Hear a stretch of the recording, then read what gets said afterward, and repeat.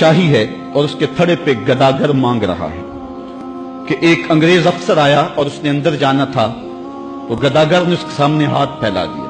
اس نے بٹوا نکالا اور کچھ پیسے رقم جو ہے اس کی ہتھیلی پہ رکھے اور دوبارہ بٹوا جیب میں ڈالنے لگا, پھسل گیا, نیچے گر گیا, وہ اندر چلا گیا. گداگر نے وہ بٹوا پکڑ لیا, خیال تھا یہ واپس پلٹے گا تو میں اس کو یہ بٹوا دے دوں گا, لیکن واپسی شاید وہ کسی بغلی دروازے سے نکل گیا یا اس کو پتہ نہ چل سکا, تو وہ بٹوا اپنے گھر لے گیا. 1 سال گزرا تو دوبارہ جب وہ انگریز وہاں شاہی مسجد میں آیا دورے کے لیے, تو یہ چونکہ دور بھی انگریز کا ہی تھا, تو اس گداگر نے پہچان لیا, کہا بابو رکنا, مجھے تم سے تھوڑا سا کام ہے.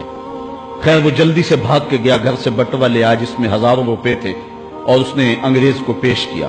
اس نے حیرت سے کبھی بٹوے کو دیکھتا اور کبھی اس کو دیکھتا. کہا تمہیں یاد ہو نہ یاد, تمہارا بٹوا گر گیا تھا اور میں نے سنبھال کے رکھا ہوا. اس نے کہا میں یہ نہیں دیکھ رہا, میں یہ دیکھ رہا تم گداگر ہو ذات کے, اور ایک بٹوا جس میں اتنی کرنسی ہے, اتنی رقم ہے کہ تم اچھا گھر, اچھا مکان اور اچھا کاروبار سیٹ کر سکتے تھے, اور تم نے یہ بٹوا ایک پورا سال ہو گیا سنبھال کے رکھا. اس نے کہا بابو مکان اور کاروبار کی کہانی نہیں, جو کہانی ہے وہ غیرت اور عزت کی ہے.